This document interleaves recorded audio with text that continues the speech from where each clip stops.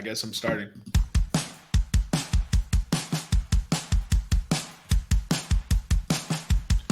Ladies and gentlemen, welcome into podcast Room 303. Introducing one co-host with more nuggets than Chick-fil-A, Nick Morahan.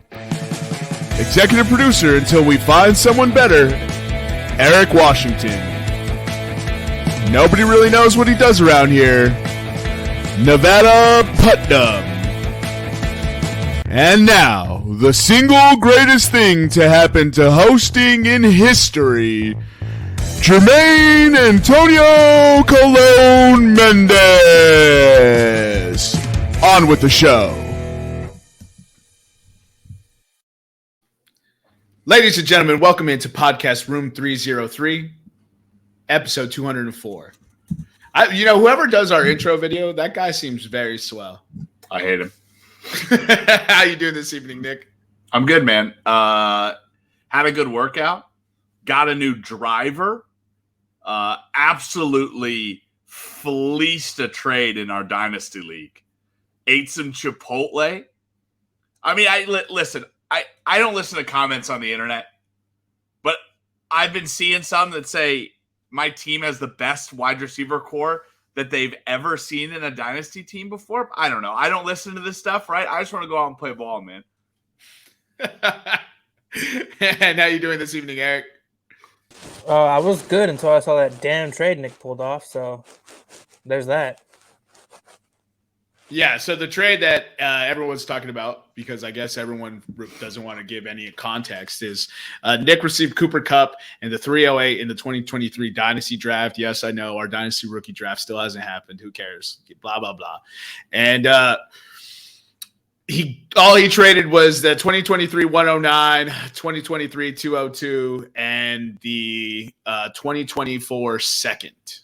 And so, a lot of people are saying that he fleeced him. There's no guarantee Cooper Kupp has a great year this year. There's no guarantee on anything. So it's very interesting to see how that goes. But that's the trade everyone's talking about. For today's episode, we'll be getting into the NHL draft, Wimbledon, Tour de France. Those will be our betting topics. Our pop culture pick'em is top 5 head coaches you'd like to play for. We'll cover head-to-head, and then we have a new segment that we're including that's going to be called What the Fuck Headline of the Week. Beta testing.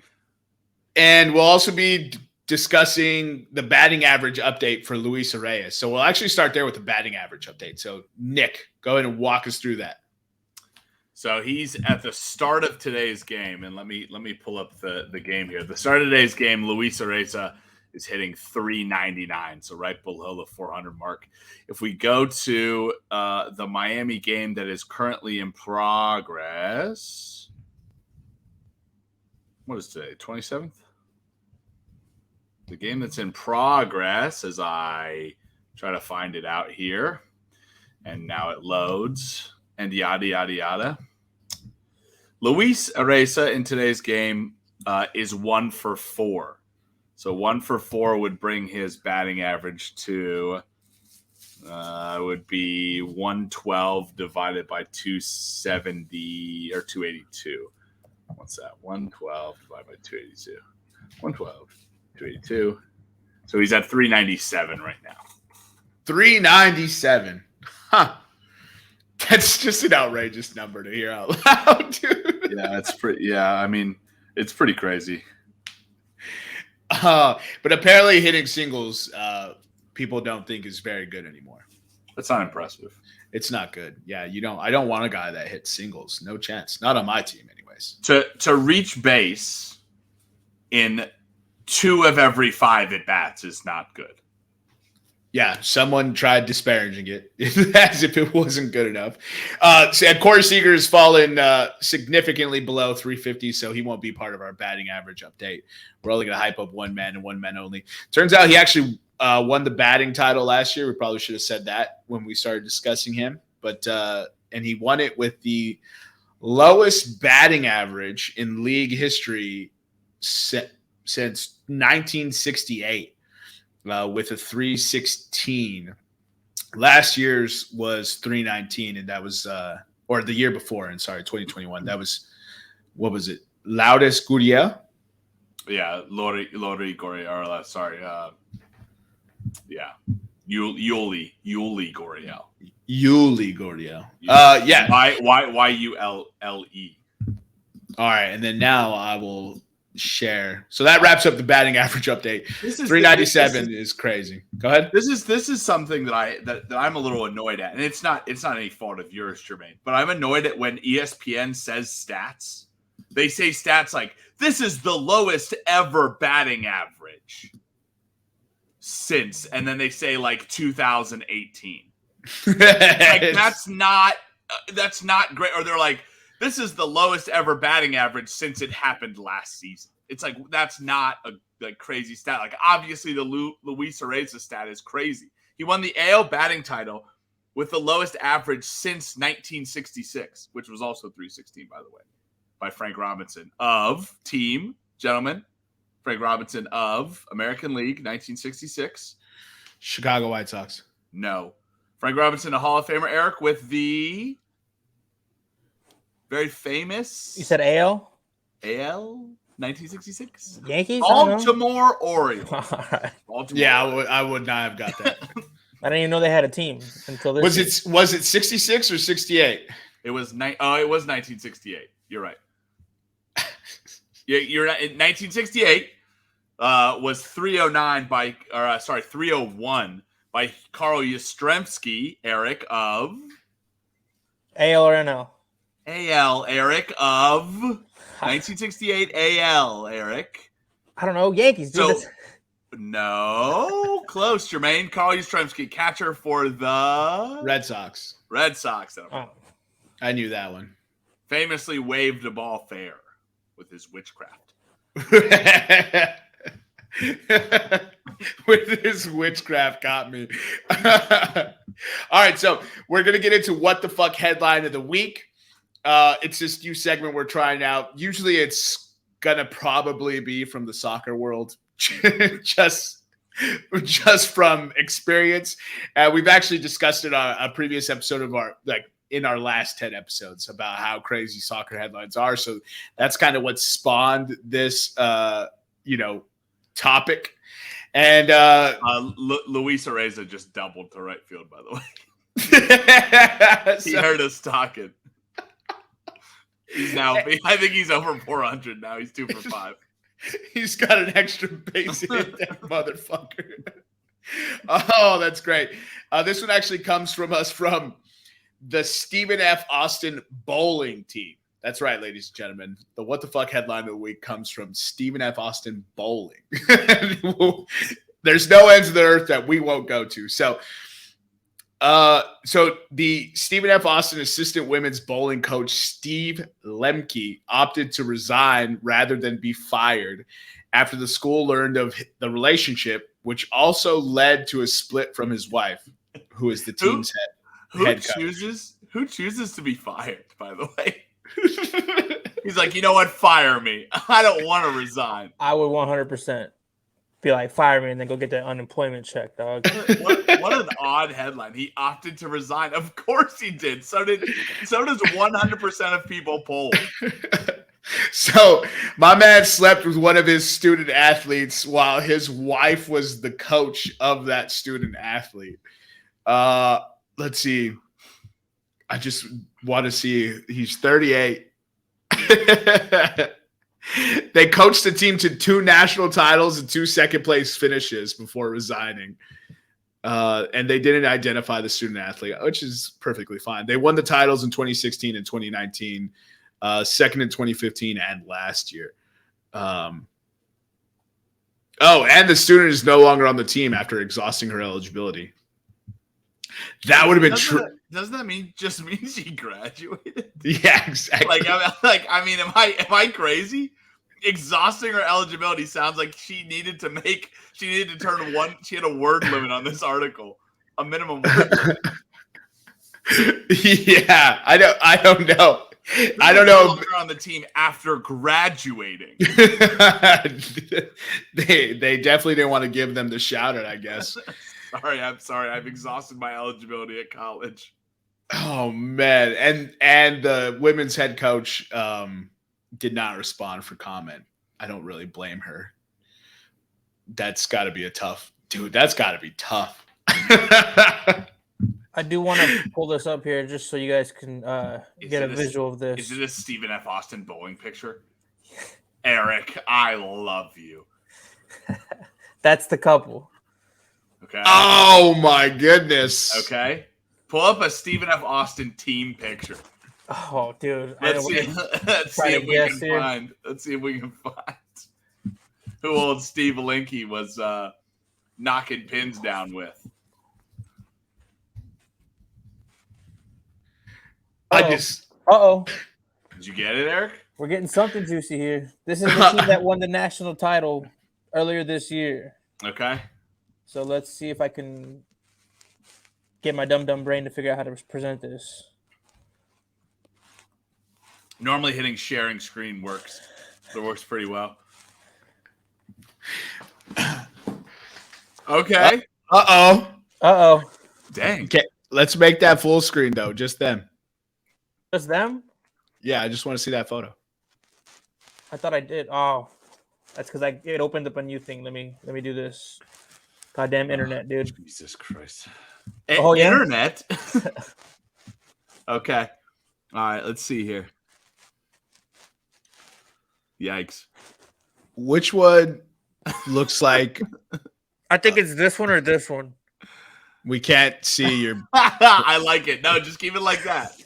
I don't want you to point them out, Eric. I just like you saying that. It's the two on the right, the one with the glasses, and then the other one. She looks like the wife. Let's see. Which one's a home wrecker, dude? I'm going with the third from the right, who's like crouched underneath Eric's two, or the tallest one who you can only see her face. You know who's got the biggest like home wrecker look? Is the one with the nicer shade of like brown skin in the middle with the glasses. She looks like she comes off as she's got the year-round tan look. Yeah, she comes off like she's like looking to wreck some homes. All right, as we move forward in this podcast, we are not disparaging. This is all meant as comedy, by the way. Look, being said, I'm taking the one on the left. If you slept with your assistant coach, like if you slept with his wife is the coach. While the wife is the coach, you absolutely deserve to be made fun of. Like, get out of here. That's so crazy. So that's this week's What the Fuck headline. Shout out to Stephen F. Austin bowling team for winning in our hearts and on the court. You know what's sad about that? When I first read that headline, and I probably shouldn't, but all I thought was, doesn't matter how much success, doesn't matter like how talented you are. Guys are just dumb. They're gonna go for the younger, hotter thing, dude. It sucks. She's a 2-time national champion bowling coach. She can't even keep a man. So sad. Who's the all-time winningest bowling coach? Amber Lemke. Actually. Because that would really give credence to your point if she's the all-time winningest bowling coach. Can't even keep her. Oh no, it's Mike Lepresti, Farley Dickinson. He won over 1,500 career matches as a coach for the. But how many natties? Oh, let's see. We're in the annals of the internet now. Eric's trying to figure this one out. Because I mean, you got it like. If she is, and there's no way 2 national titles makes you the, I mean, there had to have been a coach in the 70s or 80s that dominated bowling, no? No comment from you, Jermaine? Like, I don't really know how long bowling teams have been around. So, like, as collegiate bowling... It's got to be since, like, the 50s. Really? Dude, bowling was crazy in the 50s. Everybody was in a bowling league in the 50s. The NCAA has only had bowling since 2004, it looks like. Yeah, get fucked. That's a this century sport, you fucking noob. So is it since the 50s? Bowling has been around since the 50s. Nobody said that it wasn't. I asked when it was collegiate, and you were just high horsing over there. That's dead garbage. fucking wrong. That's garbage. And the team that's won the most has been Nebraska with 6. That tracks. She already has 2 and 2 runner-ups. Oh, two runner-ups, and then there's only 2 schools that have more than her. It's Nebraska, Vanderbilt, and UMES. It doesn't let me click on it, so I don't know what that is. But UMES. Yeah. Oh, I don't know. University of Missouri Southeast. I don't know, dude. You laugh at me, dude, but UMES, Eric, get us that answer. I'm working on it. The universities. What the fuck is this? Give me a second. Hey, get closer to the screen. Yeah. It's the University of Maryland Eastern Shore. Oh, UMES. Oh, dyslexia is kicking in again. Yeah, that's why I was like, why do you say Southeast? Okay. Right, I think that's enough on the bowling, though. She's a goat, though. And you know what we say? Don't piss off goats. If you can find it at your local sports book, bet Stephen F. Austin Women's to win the bowling title. What if her husband was like part of the Magic, though? You know, now that they split the team up, now he goes to become a head coach somewhere and starts winning natties. I don't think so. He would have NCAA bowling odds. This might be the darkest thing I've ever searched.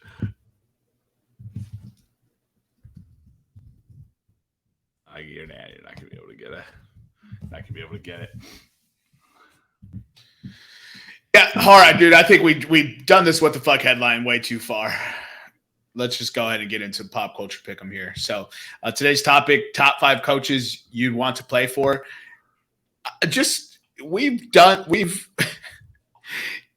We haven't done this topic before, right? I feel like we have.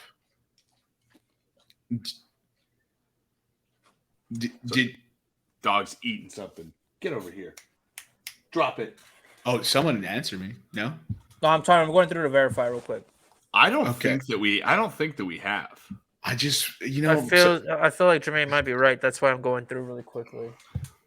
Yeah, I should have checked it earlier. That's on me. This is a professional podcast, though, ladies and gentlemen. Must have not loved to play for him that much. Time to filibuster, Nick. What are your thoughts on Spider-Man Into the Spider-Verse? Yo, fuck that movie, dude. You're a lying ass. Those are my thoughts, dude. You're a lying ass bitch. Fucking Miles Morales can suck my butt. Gwen Stacy can suck my butt, if that's even her name. And who's Miguel? What's Miguel O'Hara, right? Yeah, Miguel O'Hara's Spider-Man 2099, if that's what you're asking. He can suck 20 and 99 of my butts. You don't like Spider-Man 2099? No, if I'm being perfectly honest, it was a really great movie. Yeah, I'm not going to say how it ends for people that haven't seen it, but it was a good movie. It definitely I'm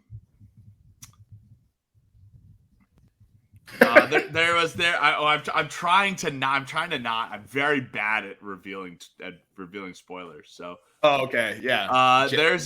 Jason would have already given the whole movie away by now. Yeah. It was.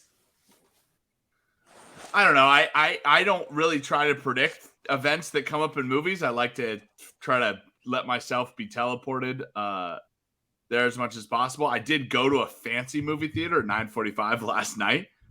A fancy movie theater, by the way, they had like a menu underneath the seat, and they had like a waitress come up to me, and she was like, "What do you want?" And I was like, "Can I get a popcorn and a Coke?"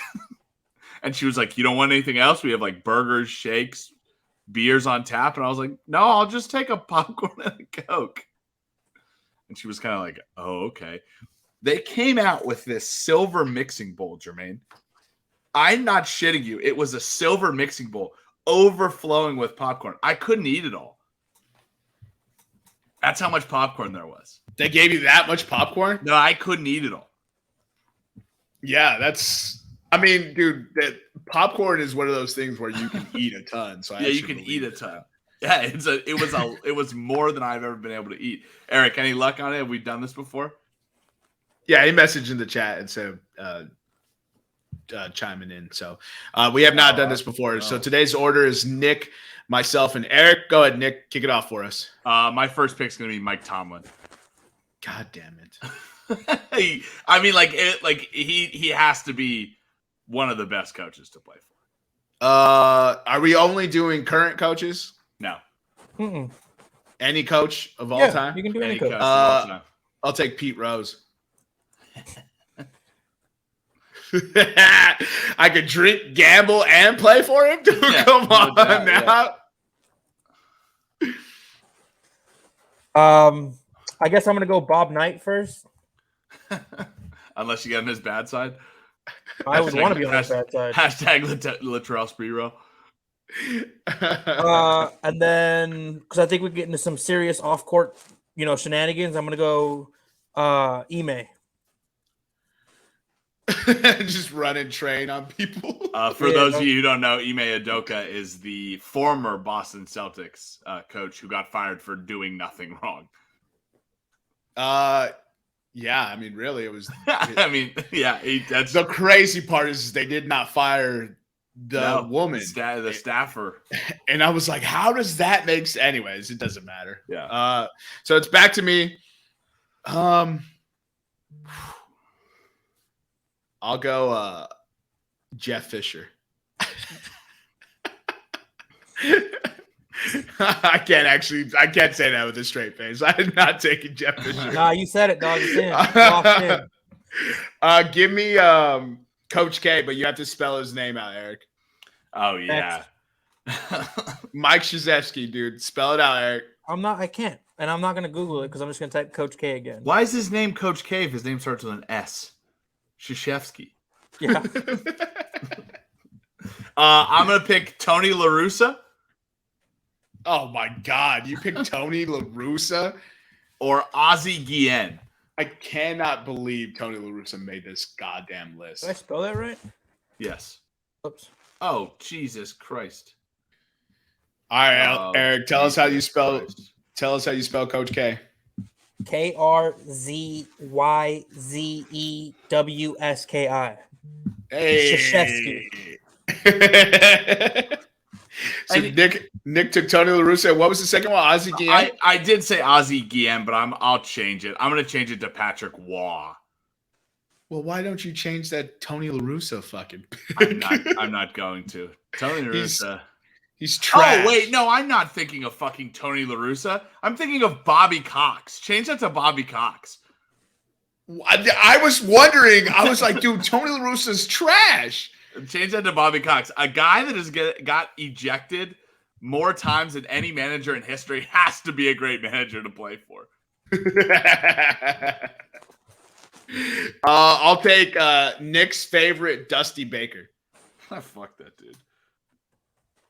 I remember he's not a good coach, though. He's not a good coach.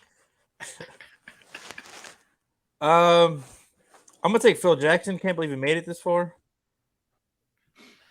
I don't know. Phil Jackson seems like he sucks. Yeah. And then, if I'm not mistaken, Eric's just not going to acknowledge that. Bill Walton was the coach for a minute, right? I don't know. You mean Bill Walton? I'll look it up. Did Bill Walton coach? Did Bill Walton, the Andrew Luck of the NBA? Oh, no, that's not. That didn't answer the fucking question, Google.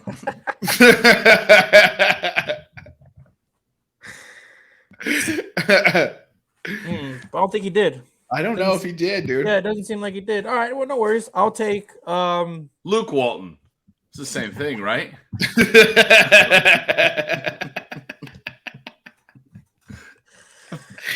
Oh my God. Why was that so funny, dude? Because Luke Walton's booty cheeks. Oh, dude. All right, I'm going to go Kevin Ali. Also, Luke Walton coached the Kings. There was no chance he was going to keep his job. Yeah, exactly. No. All right, I'll go Greg Popovich. Oh, that's a good one. I will take, for my fourth pick, Sir Alex Ferguson.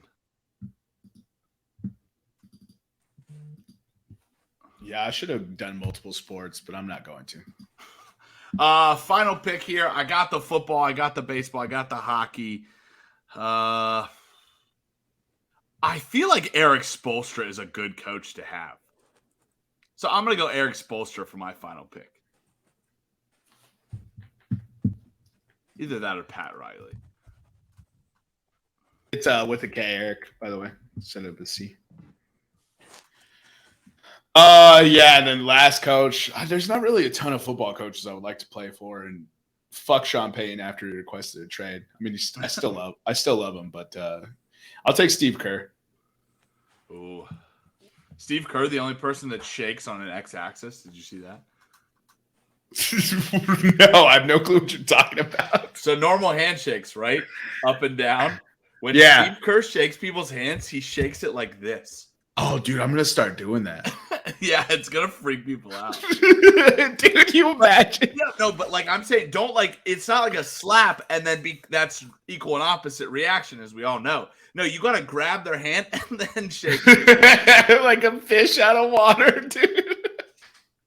Oh, that's great, dude. All right, Eric, what's your last pick?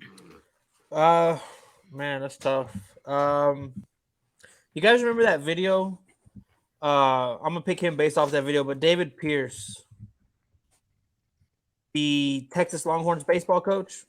Oh, when he ripped all his players a new one. You should be fighting for your fucking life. Yeah, dude. That guy fucking video gets me cranked every time, dude. This isn't a game. What do you say? I gotta go home and I gotta go home and live with this shit forever. Yeah, you spent 4 years here. You go home, and I don't live with this shit. Wasn't that game like 4-1? It was some score. All right, okay. I will preface this by saying, I at work the other day I ranked out baseball coaches are only non-emotional with giant wins against teams you should have beat, wins against teams you had no chance against, or giant losses against teams you had no chance with. All other wins and losses, you're running. You beat a team you should have you should have beat handedly, run on the line. You lose to a team, no matter what the score is, that the coach thought you were 50-50, and baseball coaches think you're 50-50 with a lot of teams. I remember in high school, we played the number 7 team in the nation. Number 7 team in the nation. We lost to them like 13-5, and my coach put us on the line and made us run because he thought we could have won. We weren't even the number 7 team in Tennessee. These were I'm talking top 10 in the nation. We lost 13-5. It is a miracle ordained by God that we scored 5 runs and he made us run. So yeah, the score was 4-1, but I was completely like, that's just a baseball coach who just listen. Baseball is like a game where you have to sit and watch. Oh, they lost 6-5 after being up 5-1. Eric just said to Cal State Fullerton, who is a very good baseball team, by the way. It was a 3-game tournament, and Texas ended up winning 2 of the games, and they lost that one. But he just for some reason he flipped out on that one and like just made an epic fucking all-time video. And RIP because he's no longer with us. Yeah, he's moved on to coach the team in the sky. All right, and that's going to bring us into head-to-head. Or the team in the ultimate dugout. Who knows? Or the team in the ultimate dugout, yeah. So bring up the head-to-head for last week, which would be week 24. Also, Nick, start giving me your bets before I put in my head-to-head picks, you fucking chotch. I'm not giving you my bets daily. Yes, daily. I need the report so I can fade. Fucking asshole. Oh, all right, go ahead, Eric. So I think it's now. So for background for you guys, Jermaine likes to now that sports have reached the singularity clause that we enter into in the summer, in the months of June, July, and a little bit of August before college football starts up. Jermaine has been forced to pick baseball only, and we have a Room 303 model that is looking like it'll be ready to debut for you fancy people around the All-Star game. I don't want to be like MLB baseball during the COVID pandemic and give you a date and then keep pushing it back. But it should be good to go around the All-Star game. But I think, Jermaine, we're on a 4-game cold streak now. And by a 4-game cold streak, I mean 0-4 this year when we make the same bet for MLB. Yeah, exactly. And I want to fade. Also, Nick said take Florida. And I said fade heavy. And Florida would have won. Florida would have won if they had 15 more runs. They would have. Yeah. That's all that it takes. Yeah. So you fucking Nick. 15 runs. He wasn't even close. Let's not dive too deep into that because that's for next week. But for week 24, Jermaine did finish the week 1-2. He went all baseball bets, waited until Sunday to get his bets in. He did get a bet earlier in the week, but it got delayed because of rain, so that got pushed to September 11th. But that brings him 1-2 on the week, brings him to 27-39, down 10.85 units. I blame my buddy's wedding. I had a lot of good NBA draft bets that all hit, and here I am 1-2 because Nick picked the same one as me. Hey, yeah, I'm actually down 11 units. You know what I got to say about that? Rule 76, dude. Oh yeah, is this coming from the dude who wanted to take a pick back 2.5 days later after he researched it? Yeah, dude. I know you ain't calling shit out, bro. That's not an excuse. There's little audio recording of me saying the bets, so I should have just submitted that as my head-to-head evidence. All right, let's go into Nick's. So Nick went 2-1 last week. Goddamn lucky. Bringing him to 24, 41-1. Down 4.4 units. That might be a drastic change from last week because he did hit a plus 390 Ian Happ home run bet in a game which he actually hit 2 home runs. So that was definitely a lock. It's not going to be so pretty next week. Unlike that UF money line. Hey, the UF money line was redeemed by Mr. Suarez last night. All right, let's get into Eric's now. And last week I went 1-2. God, on a heartbreaking parlay too. Fucking bringing me to 29-37, down 2.3 units. I had this Euro qualifier parlay, and fucking Poland lost it for me. Was Poland the favorite? They were all favorites. See, I don't understand. You and Nick love putting together soccer favorites parlays, and they never hit. And I constantly tell you to not put soccer favorite parlays in. You have to pick an upset, and you never listen. I saw this one come through, and I was like, it's not hitting because it's all top 15 teams or top 20 teams. Like, it's not hitting. And who did Poland play? I can't remember who it was, but it was a 2-2 draw. Pissed me off. Damn, that's a tough beat. 2-2. They gave you 2 goals and you still couldn't get. And then I took Grady Dick to be drafted in the top 10 because I thought he was a 3-year starter at Kansas. Turns out he's a goof ass fucking 19-year-old. Eric, they lost 3-2 to Moldova. Oh, they lost 3-2. I guess when I checked, it was 2-2. And then I guess Moldova scored another one. Moldova gave, dude. Hey, respect that country. That's a bad beat, Eric. That's a bad beat, Eric. Whatever, dude. I thought I had the juice, man. Favorites parlays, man. And now the newest losing streak belongs to Nevada, sitting at 5 after he went 0-3 last week, bringing him to 25-37-1, down 1.35 units. Yeah, in his defense, like Scoot Henderson to go second. When he got it at plus 200, I was like, Have you heard this conspiracy theory though with Scoop going second? What? So the reason the odds shifted so inexplicably to Scoop Henderson is because there was an NBA insider who tweeted the Hornets are up in the air, but they had a really good workout with Scoot Henderson. And Scoot Henderson's odds went from like plus 400 to, whatever we saw them at, like minus 300 or something. What do we see him at? When we did our NBA draft show? It was minus 190 for Scoot Henderson to go second. Yeah, so he basically shifted like 600 points. Apparently the NBA insider that leaked this information is an NBA insider for FanDuel. Oh, interesting. He duped everybody. So what happens? So Bobby Miller goes to plus money. Everybody throws crazy amount of money on Scoop Henderson after this tweet because it's an NBA insider. And all the sports books collect all this money knowing good and goddamn well Bobby Miller's going second. It's incredible. And it's almost like the GameStop thing. It's almost like you guys are just being blatant about it because you know you can get away with it now.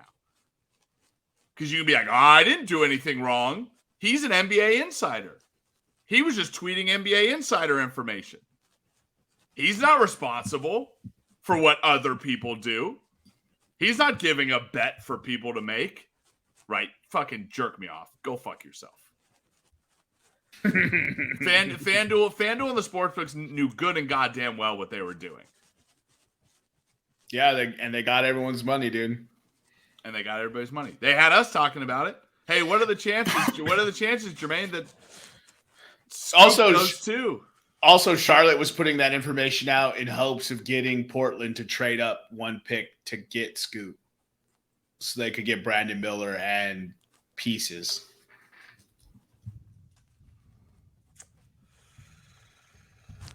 Sportsbook strike again. There it is. All right, so let's go ahead and get into the Tour de France.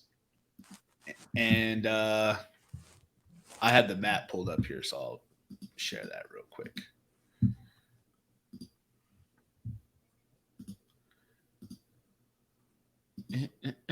There we go.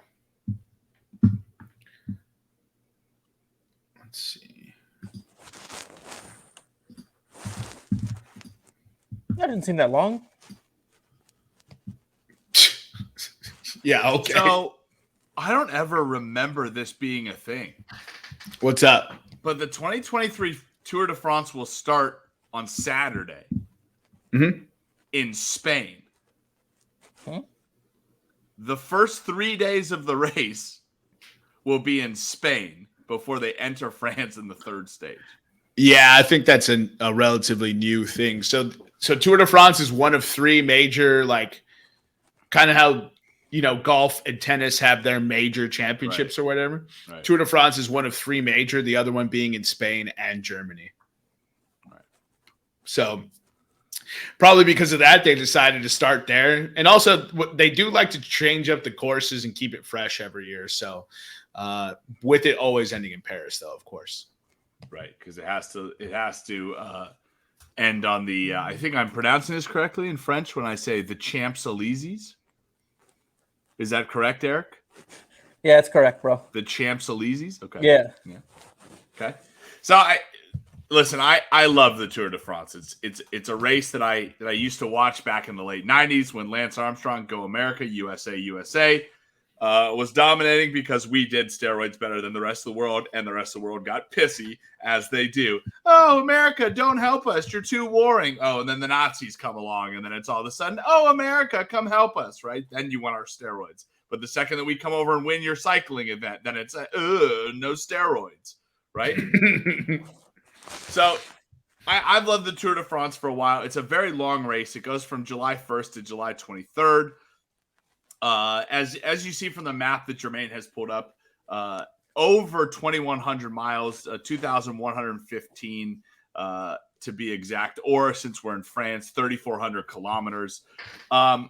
Looking at the Tour de France this year, there are two people to win it, right? And I don't really think it's that close between the peloton, as you would say, and these two guys. One of the guys is Jonas Vingegaard. The other is Tajek. I probably pronounced his name wrong. Tadej Pogacar. Those between those two, they have won the last 4 Tour de France's. We have the abs up right now. Vingegaard is plus 105, and Pogacar, which kind of rhymed, is funny enough, is plus 120.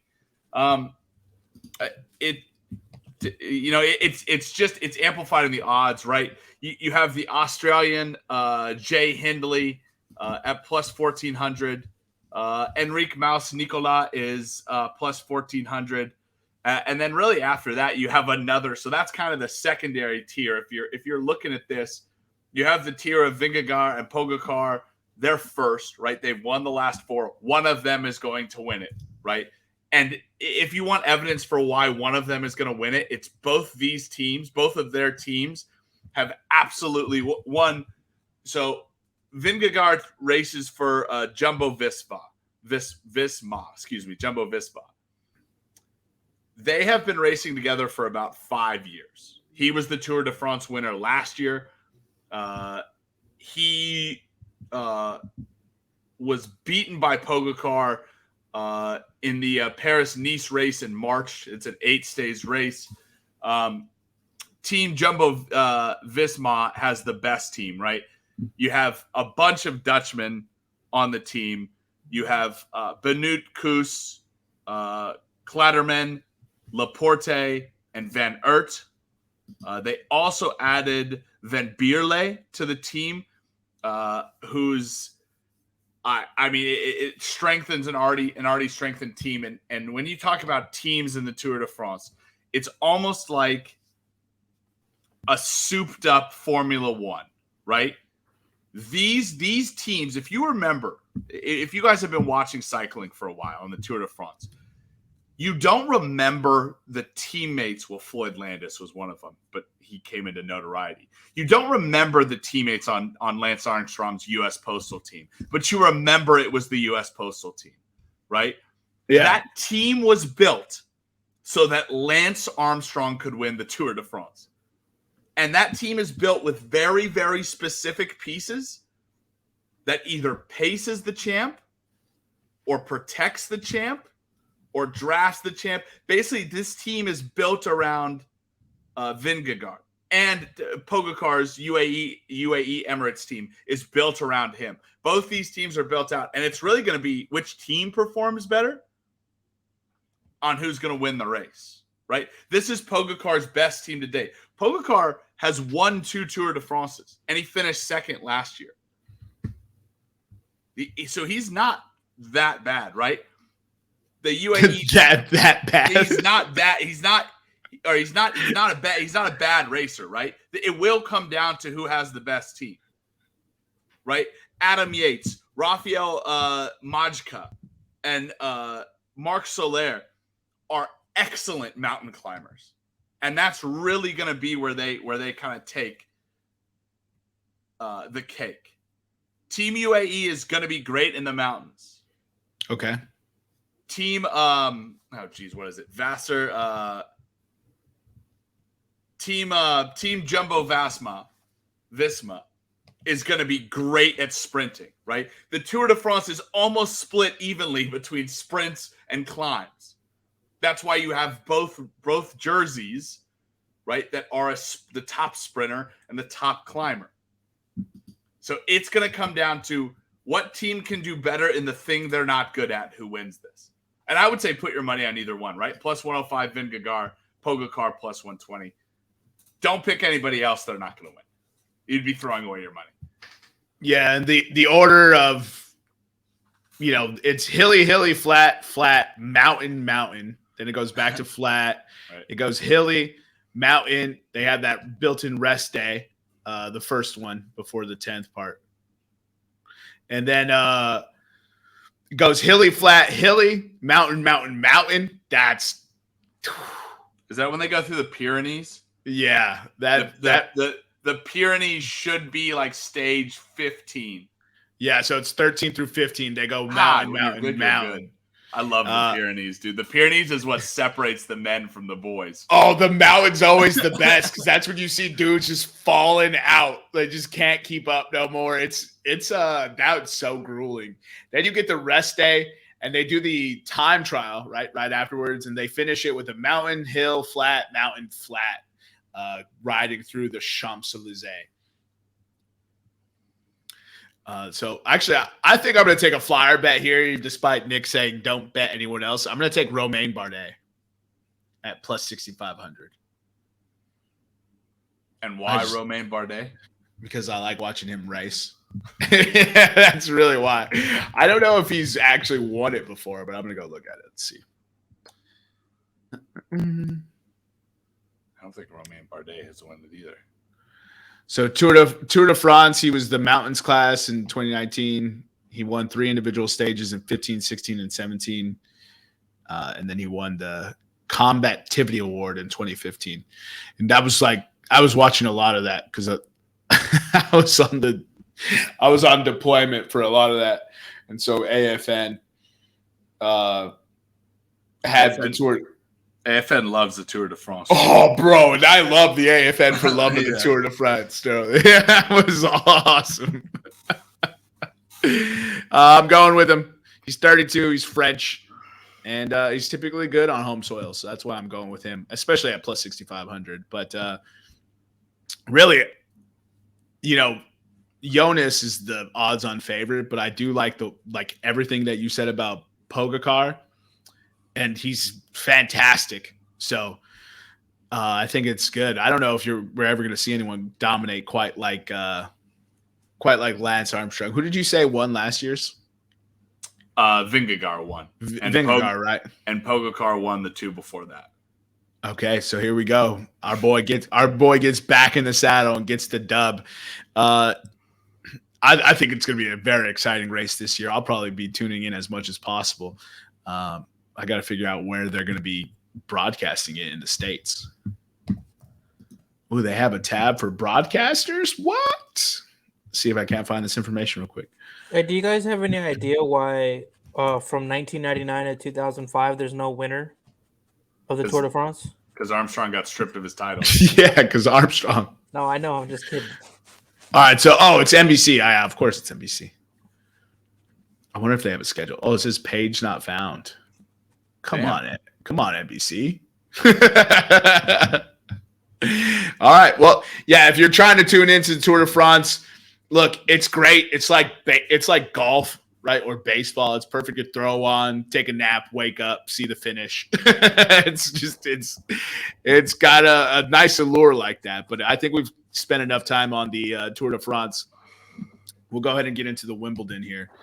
So Wimbledon, right? It's going to take place from the 3rd of July to the 16th.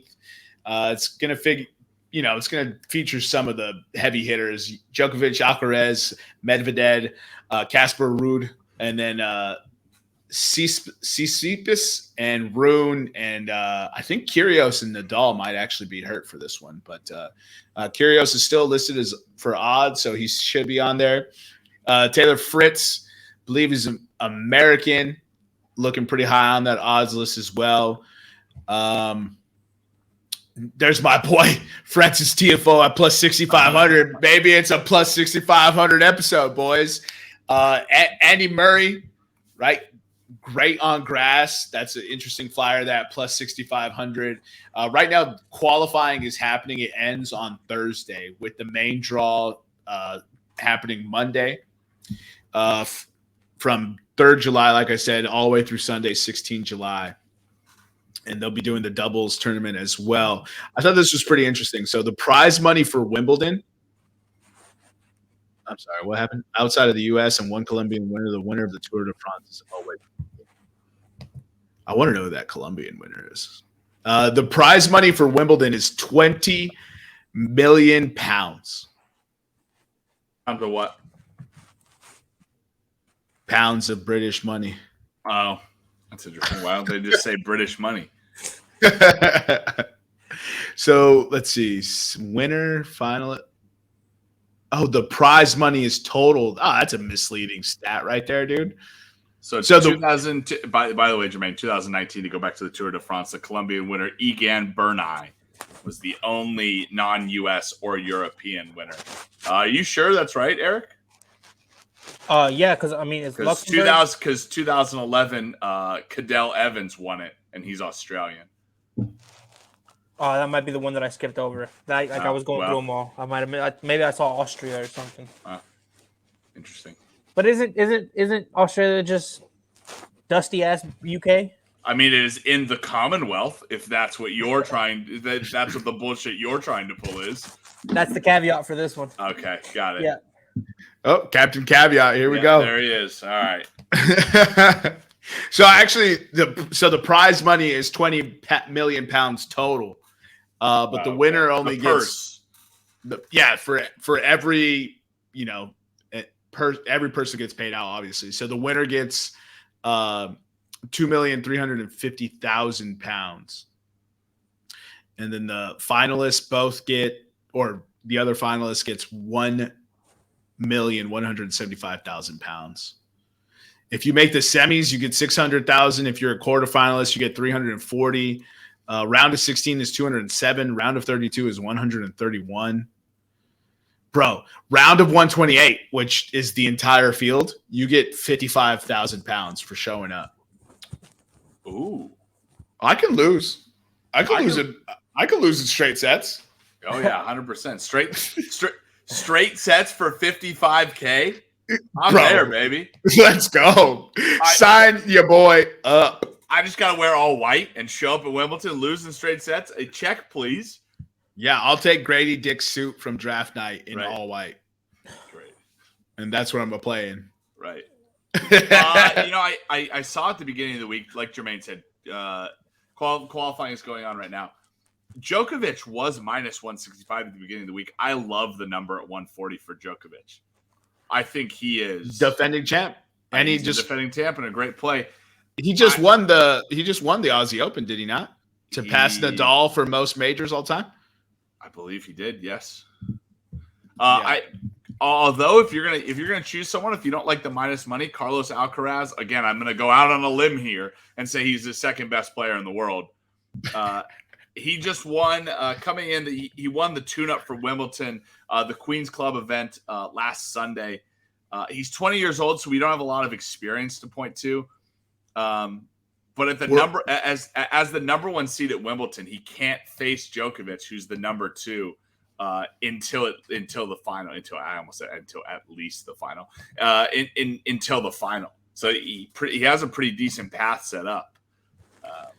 He's also the world number one, so it's not like a crazy bet to make. Plus 350. I would love to know how good he is on grass. Probably something I should have looked up. But just to give you some insight into Novak on this, out of the top 20 ranked players at Wimbledon this year, he has 86 wins, and the next closest is 11. He has a win percentage of 89.6, and the next closest is 56.3. Is this just at Wimbledon, Eric? That's just at Wimbledon, yes. They also have the stats for like the Australian Open and Roland Garros and all that stuff, but this is just for Wimbledon. And he's also won 17 titles on grass. It looks like what I'm seeing here. 17. Oh, it's because Australian Open? I thought Australian Open was clay. I thought it was 2. 17 titles on grass? Well, let me see. Let me go through all these real quick. You guys can keep going. I'm going to get all the stats from you. Yeah, no worries. Appreciate that. So his Wimbledon, he won Wimbledon in 2011, 2014, 2015, 2018, 2019, 2021, and 2022. So he's on a two tournament win streak just at Wimbledon. Here's the awesome part. He's going for a calendar Grand Slam right now. He won the Australian Open this year, and he won the French Open this year, right? So he's the winner for both 2023 of Australian and French, which kind of begs the question why he's not the world number one. Maybe he's just not. Maybe he's not playing enough. I think he had to drop out of the last tournament, didn't he? Oh, he just won He just won. Oh, you mean like the last? Yeah. I mean like ATP Berlin. He had to drop out of. So Alcaraz won it, I believe. Yeah. So let's see. Grand Slam singles results. Alcaraz won the U.S. Open in 2022. Third round for the Australian Open in 2022. Semifinals for the French Open in 2023, and Wimbledon fourth round in 2022. Yeah. Yeah. Yeah. I don't know how he's the career number one. That's kind of crazy. So, going back to this Djokovic thing, so he's won 8 of the crowns at Wimbledon, but he's appeared in the quarter or semifinal 17 times. He's made it at least that far 17 times. He has won 12 titles after the age of 30. Before him, there was a combined total of 15 won after the age of 30. And at Wimbledon, which because this pertains to Wimbledon, there's only one player that has a higher winning percentage than him, which would be Pete Sampras with a 90% winning percentage. USA. Damn. Yeah, Djokovic is currently cementing himself as the best ever, and you get him at 140. Exactly, a calendar Grand Slam at what did you say? Did you have his age right now? I don't have his actual age. He's born in 1987, so he's 36. 36 years old, yeah. Oh my goodness. So he has like another 5-6 years. He's gonna run away with 23 majors. That's crazy. That's crazy, dude. You think he gets the career Grand Slam this year? I mean calendar Grand Slam? Yeah. The only thing that I can see is that he has some sort of injury, right? Is he still carrying the injury from the last event that he played in that he had to drop out of in Berlin? Maybe. If he's not, then yes. Yeah. So I don't think Andy Murray's playing the best currently, but Andy Murray at plus 6,500 is definitely a bet I'd be willing to make. Djokovic minus 140. Fantastic value for getting him at that, especially when he's red hot right now. And then Alcaraz plus 350. I mean, the world number one at plus money. Okay, and he just lost. I'm pretty sure. Actually, no, I don't think he even made the finals. He lost in the semifinals. He lost in the semis. Yeah. To Djokovic. I can't believe Djokovic is still this good. Didn't it feel like he fell off a little bit ago? I don't know. Yeah. Why did I think that? I think injuries. I think he was injured for like a year. Okay. Yeah. Isn't he? We're not trying to get into this conversation, but didn't he miss time because he was anti-vax and they wouldn't let him play? That was just the Aussie Open for. That was Australian, yeah. Oh, okay. And then he won it in 2023. Right. He said, "Suck it, nerds." He absolutely did. So most single titles at Wimbledon, Roger Federer has 8. Most doubles is Todd Woodbridge with 9. Oldest champion is Roger Federer, 35 in 2017. So another record. Oh, yeah. If he wins it, that would be another record. Boris Becker was 17. Won it at 17. Holy cow. He won it at 17 in 1985. Yeah. So let's see. Highest ranked champion, number 1, Bjorn Borg in 1980. Oh, yeah. Why is that? Okay, so a lot of number ones have won. That's a pointless stat. Sorry, guys. This is a fun one, right? So the field is 128. Lowest ranked champion was number 125, Goran Ivanisevic in 2001. And faded off into obscurity. I've never heard that name before. Andy Murray was the last home champion in 2016, and most match wins there with 105 is Roger Federer. Bro, this is crazy. Can you guys see this screen real quick? Give me 1 second.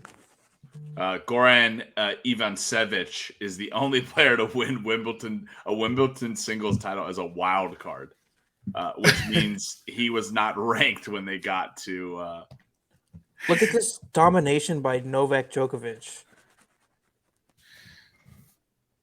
Dude. But why did I think he fell off before that, dude? Yeah, I don't know. This is crazy, dude. Since 2007, he just wins. Nadal fans hate to see that, bro. Yeah. That's crazy. Look at all those runner-up finishes on that list. That was nuts. All right, so that wraps up our coverage. Go bet it. Go bet. Just do it. Like, dude, there's so many people at plus money. If you like someone, put some money on him at plus money. You have some skin in the game. It'll make Wimbledon a lot more interesting. Just like Tour de France, now that betting is open, put some money on these big competitions, these illustrious competitions, these historical competitions, and let's go see. Let's watch some tennis, right, dude? So the lacrosse semifinals for the World Tournament is here in San Diego, and on Wednesday, tomorrow, I believe. The semifinals is $3 a ticket. I would go. And then, that's not the semis is on Thursday. The quarterfinals is $3 a ticket. And the semis is $25 a ticket. I'm like, y'all just trying to get people to show up. I wish I knew lacrosse more. Yo. What? This I'm reading about Gorvan Ivanisevic. Yeah. All right. He did not, after his 2001 season, he did not win another title after Wimbledon. Well, he wasn't even ranked, so yeah, well, he didn't win, but he won titles before that. I'm not talking like majors. I'm just talking like tennis titles. He didn't win another tennis title. Oh my God. Yeah. What a precipitous clip he fell off. My goodness. Yeah. He went after Wimbledon, he went 6-7. And in his last 4 tournaments, did not win a match before retiring in 2003. Damn. That's crazy. All right, well. That's crazy. He rode off into the sunset. I'm just curious to see. Imagine just winning a majors and you're riding so high and then you just never do anything again. You always have that one, Yeah. He's got that one. He's got that one trophy. Ain't nobody gonna be able to take it from him. Executive producer Nevada just submitted a NHL draft parlay of Fantilli, Smith, Carlson for the first 3 picks. So speaking of professional podcasts, let's move into our NFL draft or NHL draft. Eric had to step away, probably got a call. So let me pull up the NHL draft odds real quick. And then I'll share it. But keep going. Yeah. So the obviously number 1 has been decided. Woo! It goes to the Chicago Blackhawks. Woo! It's gonna be Connor Bedard. Woo! He's the best player to enter. He's the best prospect since the 2015 draft when Connor McJesus was selected number 1 by the Edmonton Oilers. Woo! Number 2, I think Nevada's spot on. I think he's talked about this guy Fantilli he's a center coming out of Michigan. I think Nevada said that if Bedard isn't in this draft, he's a number 1 pick, right?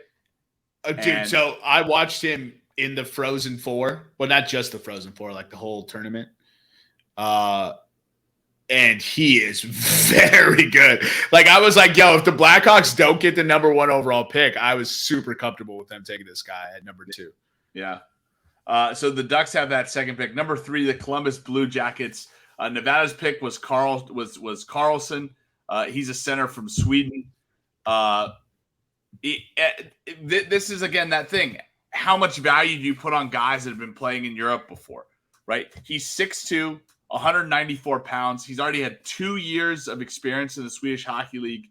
He doesn't need to, guys like obviously Bedard's going to come in and play. He's going to. He's on a Blackhawks team where they don't really have anybody else. They just got Taylor Hall, which is pretty good for the Bruins. But he's going to come in. He's going to play instantly. Just not because of he's probably ready for the NHL, but also because of need for the Blackhawks. Adam Fantilli will probably spend another season at Michigan. I think he has his senior year at Michigan or his junior year at Michigan. No, that was his freshman year, so he's a sophomore. Yeah. Michigan. Carlson comes in as a guy that is ready to go into the NHL now at 18. Already played 2 years, so he'll go to Columbus, and then Nevada. I think spot on again. San Jose Sharks have the 4th pick. Will Smith. You have Nevada's pick.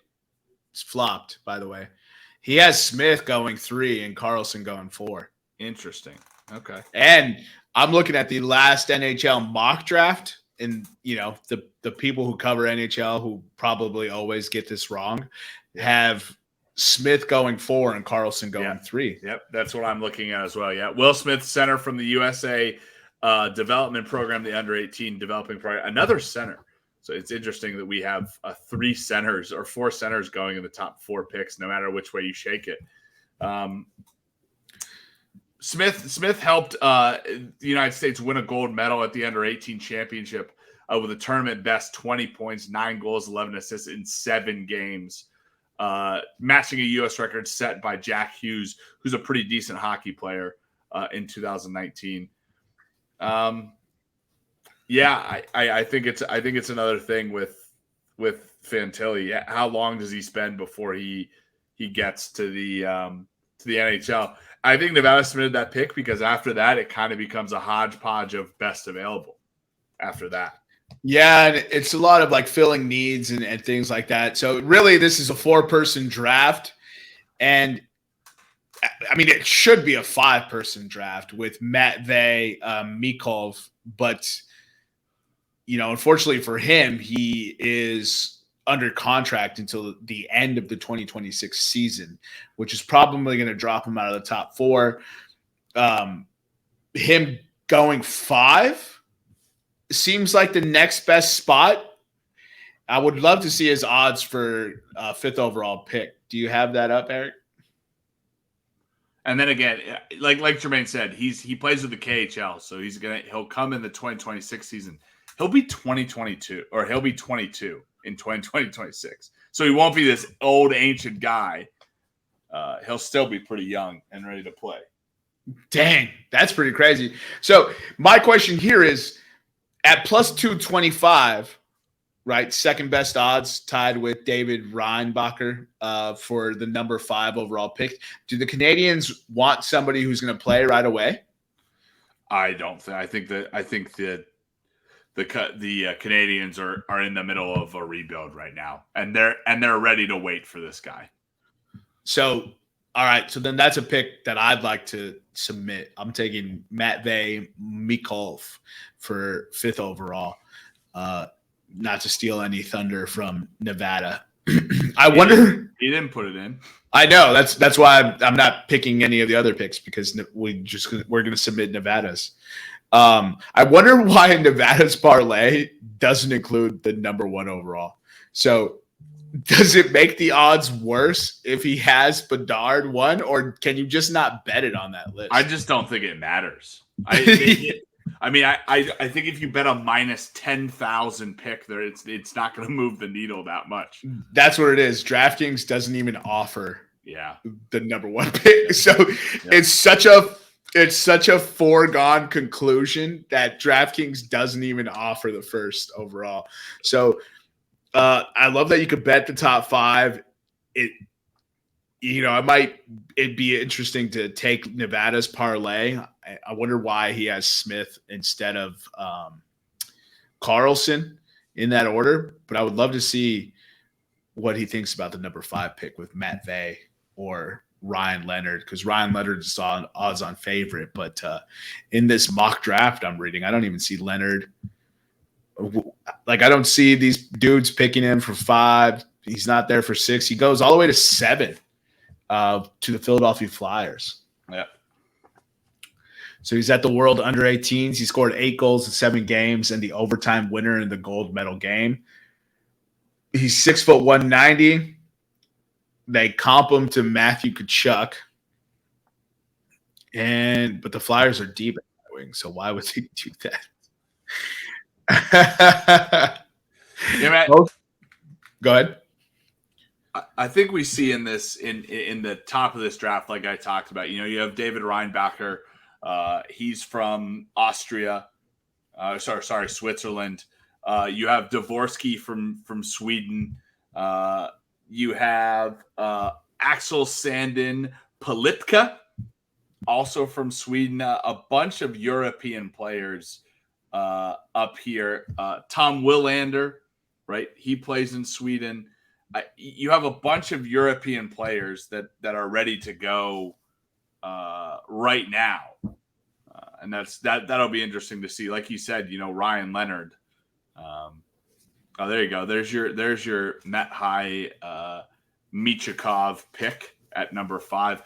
Some mock drafts have him dropping as low as number 8 to the Washington Capitals. I don't think he goes further than that.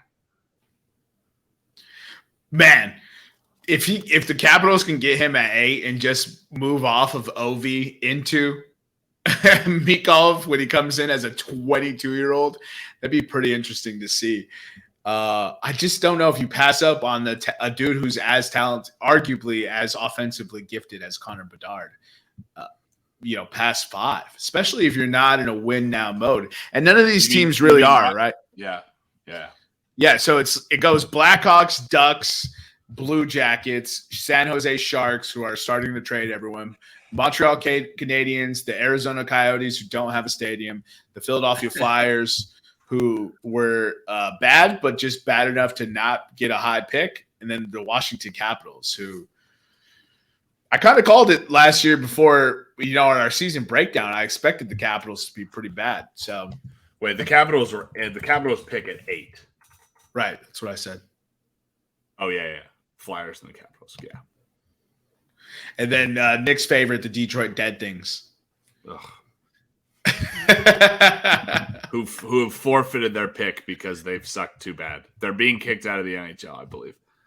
Really? Oh, and then they got over-under spots. Is there anybody that I can interest you in here? Let's see. David Reinbacher, right? The demon is yeah, that actually doesn't sound so good. I'm not going to say that again. Over or under 6.5? Well, considering the unders minus 155, no, I don't have any interest in that. Okay, so you're gonna go under. Let's see. Gabe Pearl, I don't really have any interest in taking that bet.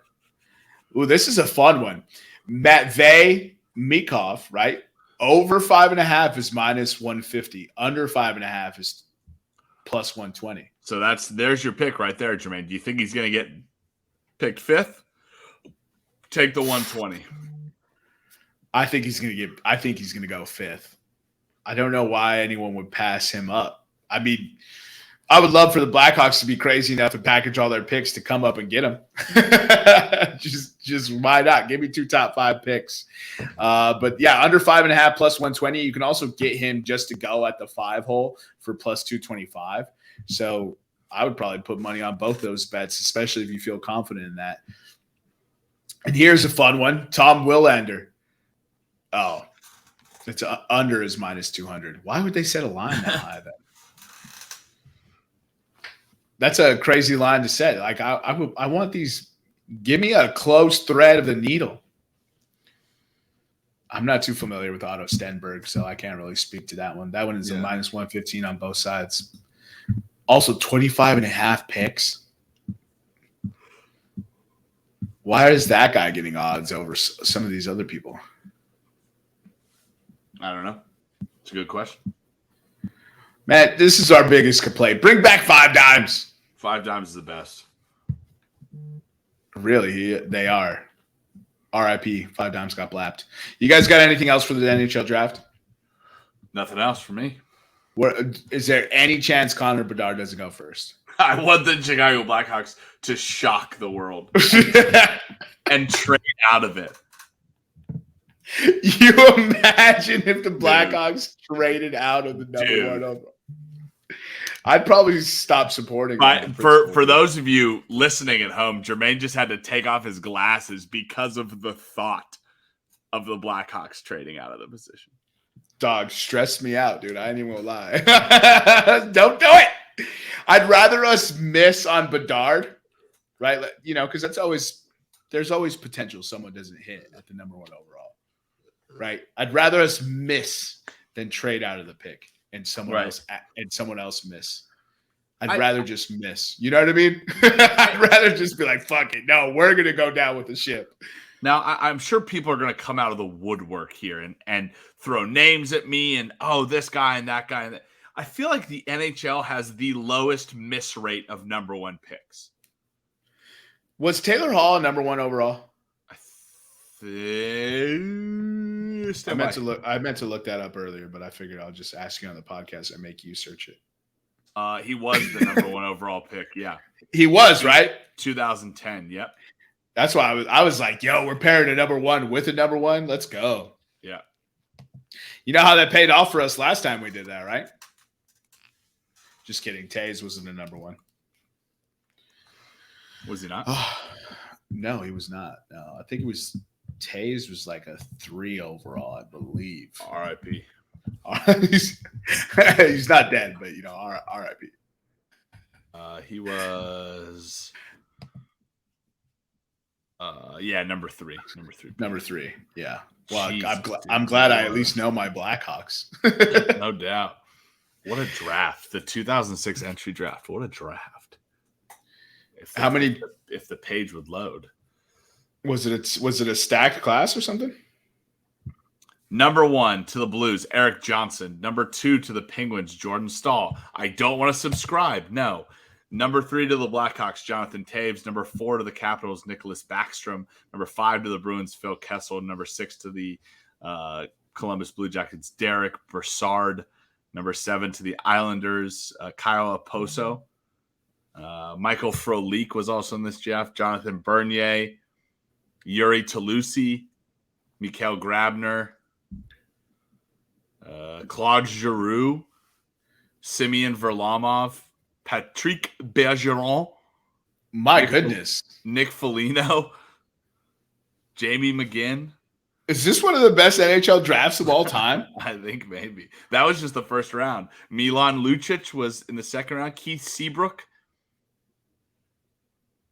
Mike Weber. Jamie McBain. Yeah. Brad Marchand. Jeez, the Bruins won this draft. Holy shit. The Bruins' first 3 picks in this draft were Phil Kessel. First 4 picks included Phil Kessel, Milan Lucic, and Brad Marchand. I mean, those are all right. They're all right. They're all right. Yeah, it's all right. God, I hate the Bruins. Did you see the schedule announcement for the NHL? Yeah. Some of them, the Avs was bad. Opening night was Blackhawks, Bruins, and Avs versus Avs and Knights? Blackhawks. No, that was last year. You sure?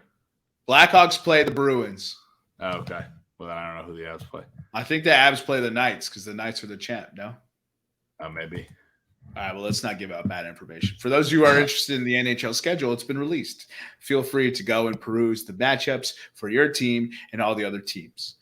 January 1st will be the Winter Classic, and they're going to have 2 outdoor games in New Jersey this year. I actually really love that the NHL puts on those events, those outdoor hockey events. I think it's really, really cool. Similar to the MLB with the Field of Dreams games. And now the MLB is doing international series. I mean, they're actually trying. If only they can market their stars. You guys got anything else for the 10s and 10s? Nothing. Follow us on Instagram, Twitter, and YouTube at Podcast Room303. I've been your host, Jermaine Colon Mendez. This is my co-host, Nicholas Moorhan. And as always, we have with us the EPE. We'll see you next time when you come on down and step into the room.